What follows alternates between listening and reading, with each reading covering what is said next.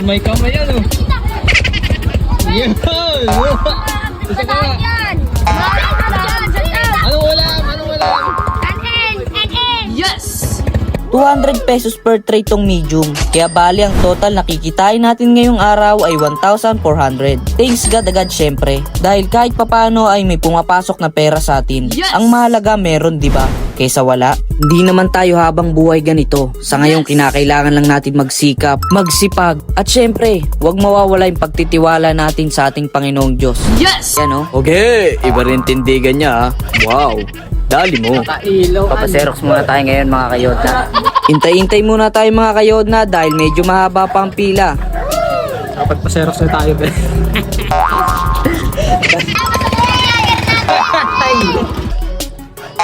Dito na tayo ngayon mga kayodna sa bahay natin. At si Nami, hinihintay na naman ako. Ito. Yes! Bebe Nami, nagtinakbo na naman siya oh. Bebe, kiss mo agad si Kuya. Yan, tapos na tayo. Tapos Sunday 32.